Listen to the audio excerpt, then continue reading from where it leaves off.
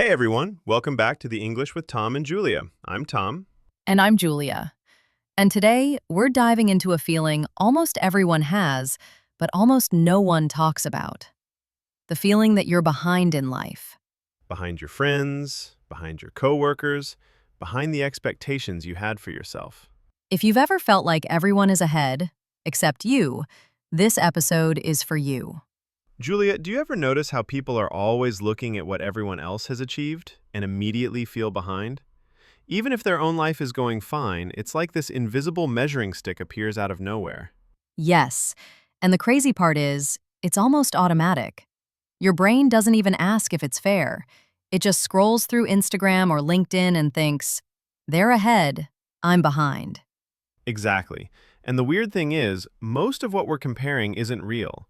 We're seeing highlights, a promotion, a new house, a perfect vacation, but we never see the struggles behind those moments. Right. Nobody posts the nights they cried because they were stressed, or the months they felt stuck in a job they didn't like. But we see the shiny moments, and instantly our minds go, I'm late. I'm failing. And even when we know logically it's not true, emotionally it hits hard.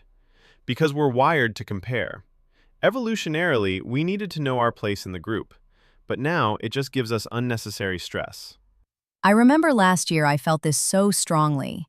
Like all my peers were moving forward, and I was standing still.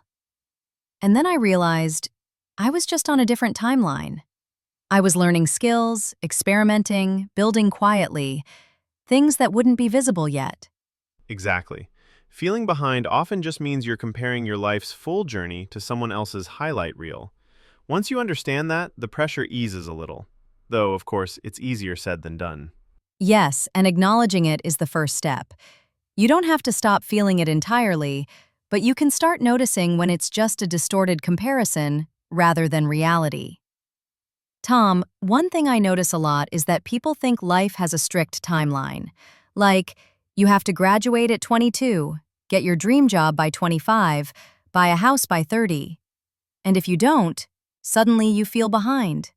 Exactly. Society gives us this invisible map of how life should go, but most people don't realize it's completely made up. There's no rule book for when you should hit milestones. And that pressure gets amplified when you see peers posting achievements online. It's like everyone else has a hidden stopwatch counting their success, and you didn't even get a start button. But here's the secret. Everyone's timeline is unique. Some people start late and peak early. Some peak later in life. The point is, there is no too late. You're exactly where you need to be to get the growth you need. I had a friend who didn't start her career until she was 30. By 35, she was leading her own team and traveling the world for work. She was late by some standards, but her skills and confidence made her journey even richer. Yes, and the invisible timeline we compare ourselves to usually ignores all the preparation, struggle, and setbacks that come first. Feeling behind often just means your journey is happening quietly, in the background. It's such a relief when you reframe it that way. Instead of panic or shame, you can see your path as your timeline, not a benchmark set by anyone else. Exactly. The moment you stop chasing someone else's schedule, you start noticing the progress that actually matters. And that's when life starts to feel a little lighter. Julia, have you noticed how comparing ourselves to others never actually motivates us? It just makes us feel small.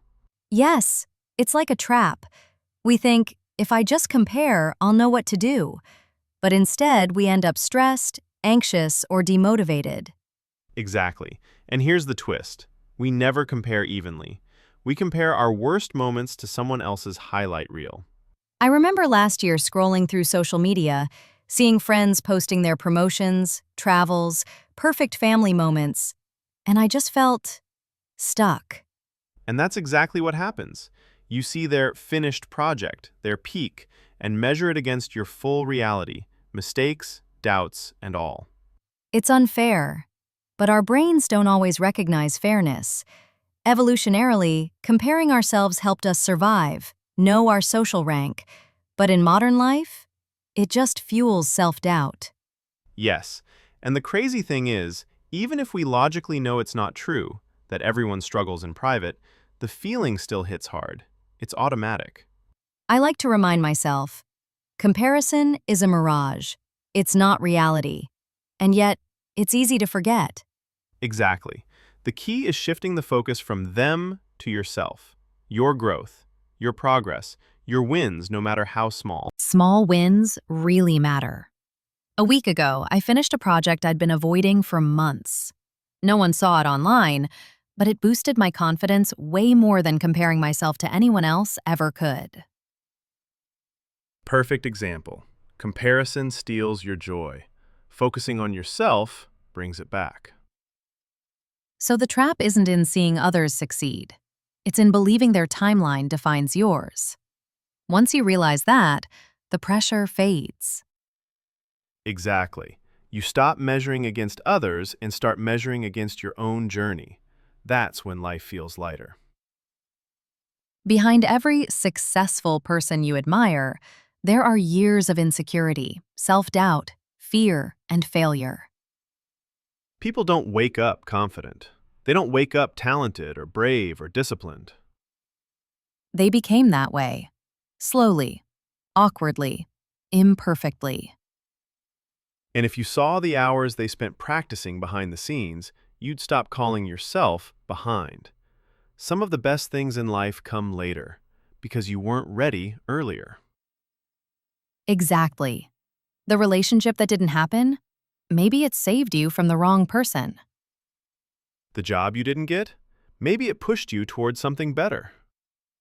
The year you fell behind, maybe it was the year your character grew the most. You're not late. Sometimes you're just building quietly. You know, Julia, if there's one thing that really helps people stop feeling behind, it's realizing that progress is not a race, it's a direction. I had this moment last year when I felt stuck in my career. Everyone around me seemed to be moving faster, but then I asked myself a simple question. Am I moving closer to the life I want, even a little? And the answer was yes. Not fast, not dramatically, but yes. And that changed everything. Because you don't need to be ahead of anyone. You only need to be ahead of where you were yesterday. I love that. And for me, one of the biggest shifts was learning to measure progress differently. Not by outcomes, like promotions, milestones, achievements, but by consistency and clarity. I stopped asking, why am I not there yet? And started asking, what small step did I take today that my future self will thank me for? Sometimes the step was tiny, like sending one email I'd been avoiding, or practicing English for 10 minutes, or even just resting when my body needed it. But when you see progress as a series of small, honest steps, you stop feeling like you're failing just because someone else is running faster. Exactly. And one thing that really helps is setting your timeline, not the timeline you inherited from society, your family, or the internet. Your timeline can be slower, messier, non-linear, and still valid.